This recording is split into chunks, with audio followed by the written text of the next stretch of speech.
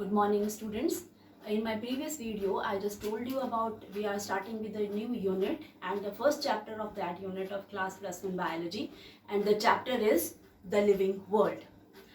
This chapter includes all the basic concepts which you have discussed in your previous classes also, but we will go for a little bit more detail in this chapter. Now, what is living and non-living? Very simple question to be asked. Living, which was once alive or which is alive.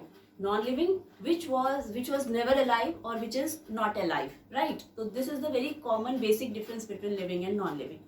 Now, the question is, in order to classify an organism or anything as living or non-living, there are some criterias, right? On the basis of which we can define an organism or an individual as living or non-living, right? So there are so many features on the basis of which we can do that. But before that, whatever I'm going to discuss, we are going to find the answer of a question: what is actually living? What is living, right?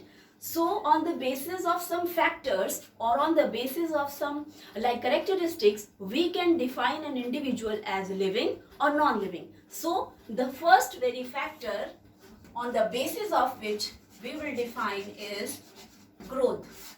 So growth is increase in size, mass, or number of cells. If size increases, right, mass increases, or number of cells increases in any individual or in any organism, so we can say that the process of growth is occurring. Right? It means that that very thing is showing growth. Now the question arises, that very thing which is showing all these features, is that living or non-living, right? So this is, suppose it is in a case of plants, animals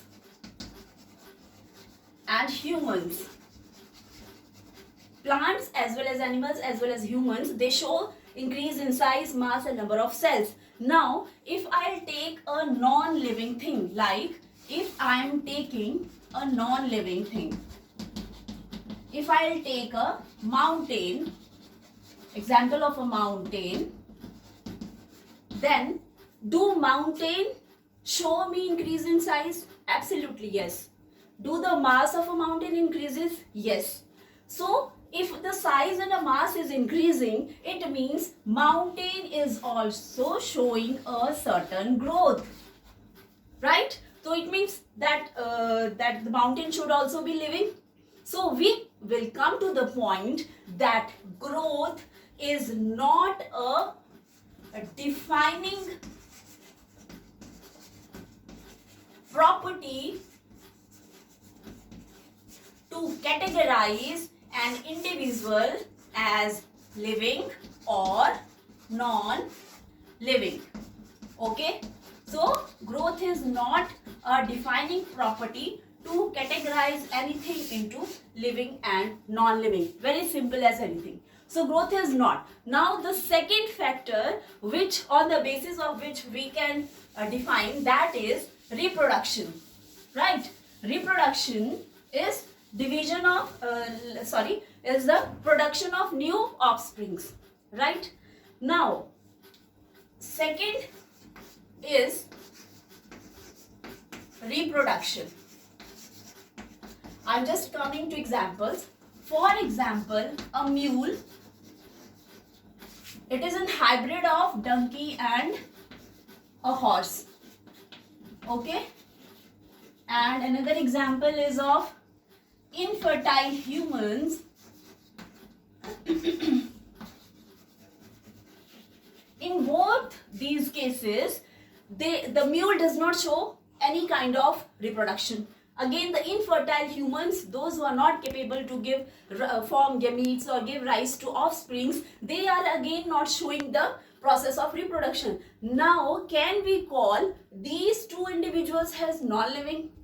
No, these are actually living. The thing only is they are not reproducing. Again, we come to the conclusion that reproduction is also not the defining property, yeah, we can write defining feature